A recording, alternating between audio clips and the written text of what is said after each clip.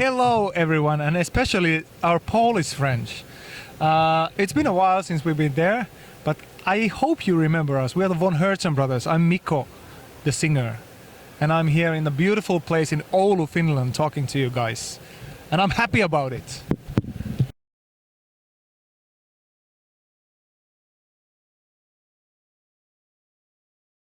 Well, we just played, when we saw the schedule for the festival, we're kind of afraid that, we were opening the stage on the first day, that maybe it would be too early for people because people are still going to their jobs and so forth.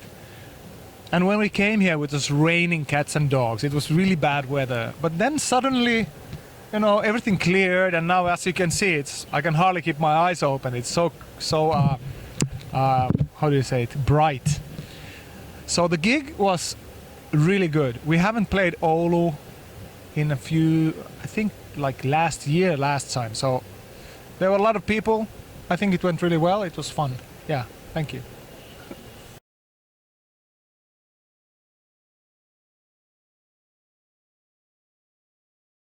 Well, it's kind of a rule that the norther you go in Finland, the more easygoing the people are. In Oulu, always kind of, if I could choose 3 places in Finland where I would live, one would be of course where I'm from, which is Helsinki. Then another place would be Tampere. But if I would to move to anything above Tampere, it would be here in Oulu, because people here are so friendly and open and smiling and always usually in a good mood. So I have a connection to Oulu, and I always felt like this is a really nice town, and I love this festival. This is the third time we're playing this festival, and every single time it's been an absolute pleasure. So.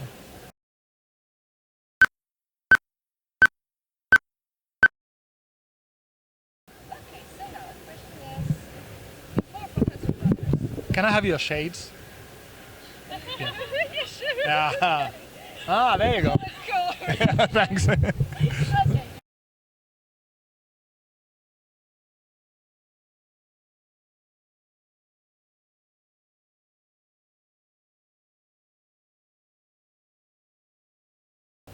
Well, I've been playing in bands since I was 15 years old.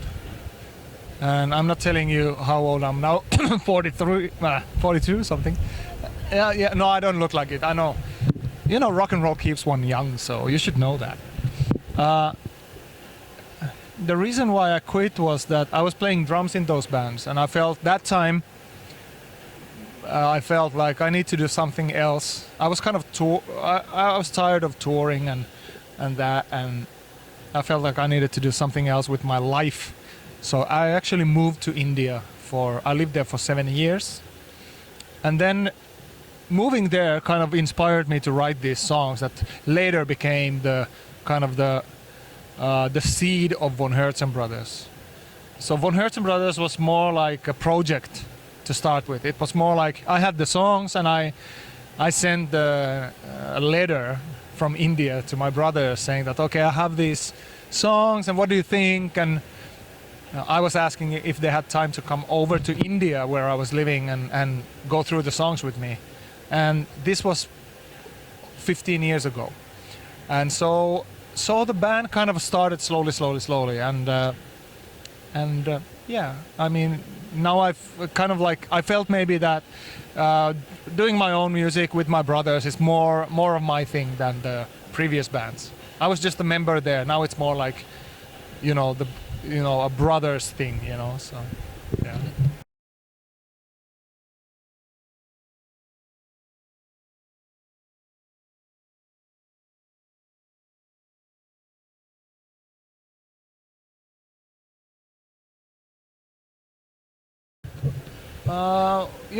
As a band, you're always looking for new things to inspire you more and doing different things and in a different way. And we did our 3rd album with the Rasmus guys. They were kind of supporting us, and we were kind of doing it together, and they were our label that time.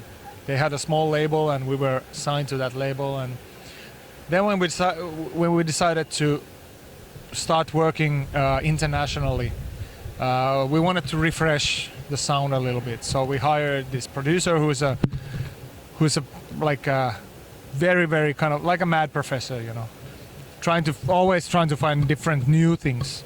And so Stars Align became our first international release, and also it was very different from the previous albums. And the reason for that was that James Spectrum was doing it with us, and he had a vision where to take the band, and it was very kind of like experimentary, like we were experimenting, and yeah, I mean, it was, you know, as the band grows, the band needs to try different things, and that was one phase.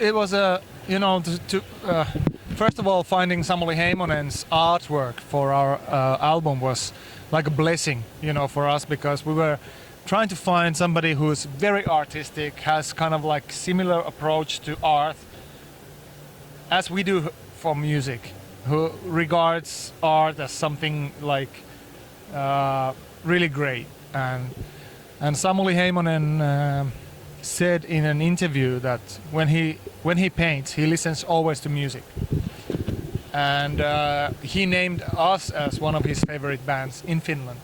So we called him up, and that's how we started working with him. And because of his Nine Lives cover that is hanging on my wall, actually the original,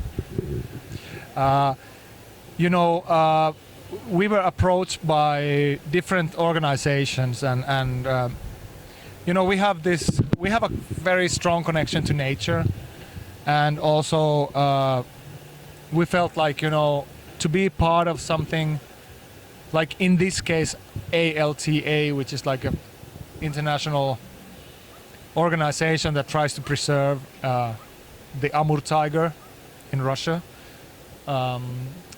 They asked if we want to be on board, and we wanted, of course. And thus, they gave us the Godfather status in that.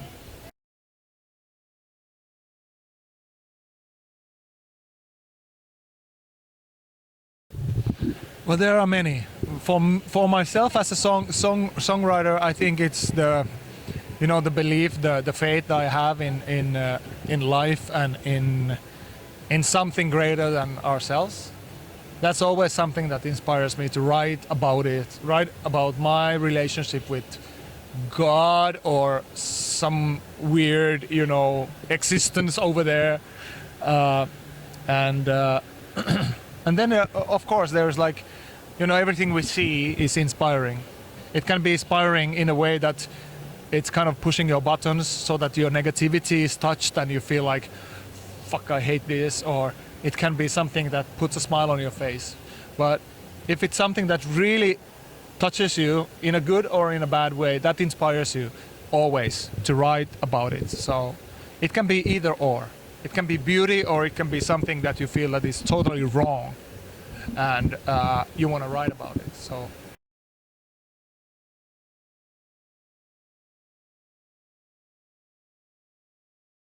I used to, maybe not, I mean, I'm a kind of like, I like beauty. I like beautiful poetry, art, music, movies. You know, I'm always looking for things that touch my heart. And William Blake has that ability to write something. He's not the only one, but you know, if I just mention a few authors, he's one of the authors that kind of like thinks in a similar way as myself. So whatever he's, you know, some of his writings, they really go deep. It's like, you know, somebody tells you something and you just feel like closing your eyes and, you know, thinking about it, and you just feel like, my God, I'm getting goosebumps or something that is really kind of resonating with you. So there are lots of authors that do that for me, but William Blake is one of them, yeah.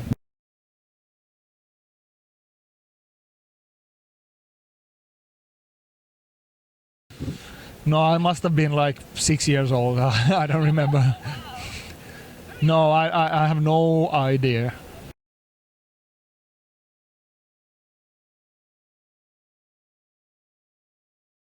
Well, I remember some early performances that kind of made me dream about being a rock star. You know, I was maybe, you know, we had somebody like babysitters and family friends who and uncles and who used to take us to concerts when we were kids. So I remember seeing Johnny Winter when I was a small kid. I remember seeing AC/DC on their For Those About the Rock tour when I was like 14. I remember going to this pub to see John Mayall's Blues Breakers when I was 11. And all these kind of like early memories, you know, being a kid watching something really cool happening on the stage, you know, what happens to you is like, at least in my case, was that I want to do that. I want to be somebody like that. That is so cool. I want to perform and I want to sing and play. So, yeah, it totally made a huge impact.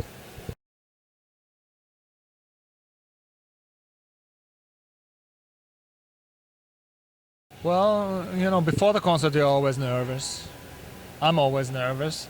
I tend to think that, okay, I need to open my voice and I need to, you know, especially if there's been like a week or more, you know, in between the shows. So it's kind of like something again new and you're not sure if everything is going to work and if your gear is okay, because we have technicians, they take care of our gear and we you know, in between the gigs and the weekends, we hardly see our stuff. We only see it on the stage. And then after the gig, usually I just want to wind down and, you know, eat. And because I can't eat, like 4 hours before the gig, I can't eat. You know, because otherwise I'm just like going.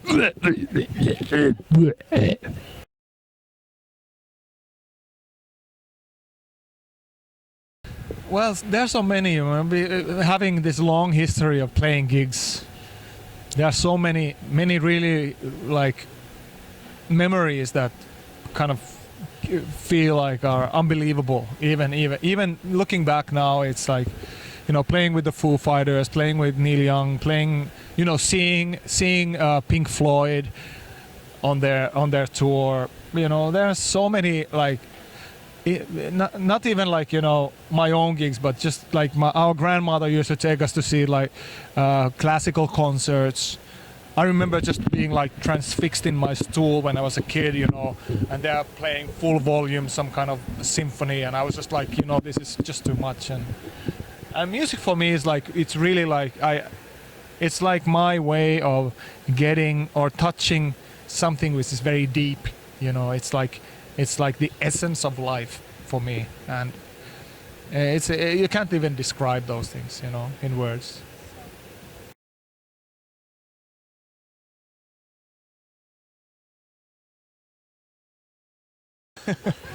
Well, I don't really think about it.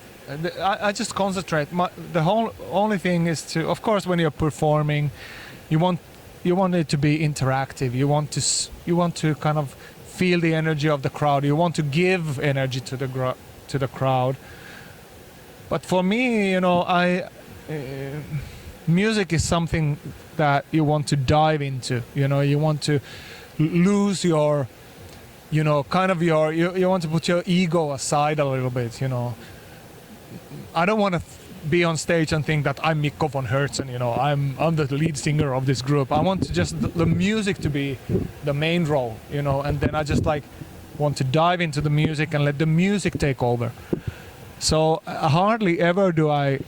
Yeah, actually, sometimes you know, kind of like, you're on the stage and you're just like, wow, you know, all these people are looking at me, you know, what am I doing here, you know, oh my God. And then it's just like, okay, but I'll forget about it, and then just close their eyes and sing, and, you know, like that. But it's really hard to explain that, because I try not to think about it. If I started thinking that all these people are actually, if I make one mistake, they're going to be like, what? You know, I try not to think about it.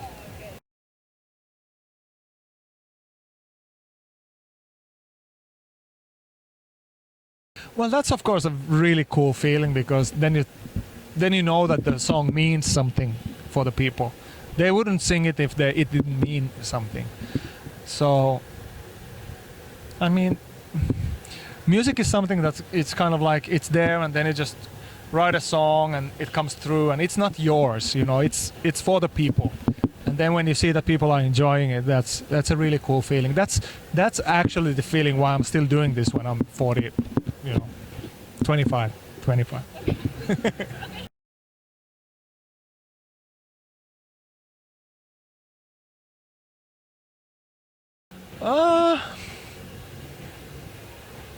Yeah, I mean, we have plans, and we have plan Bs, and we have plan Cs. So, you know, I don't think that the well of Von Hertzen Brothers is quite empty and dry yet. I think there's still loads of stuff there, and we still have this ambition, you know. We want to write songs, and, you know, I don't know if anybody's going to release an album in 2 years. Who knows where this world is going to, you know, with this streaming, and, you know, I don't know. But we were just yesterday, before we started the trip to come here to Oulu, we were listening to some of the songs that we have ready, which haven't been released. And I was thinking, yeah, I mean, definitely there's something still there, which is going to come out at some point. If we stay healthy and in good terms with each other, I think we're going to do this until we die, basically. Which is most probably not going to be soon, I hope.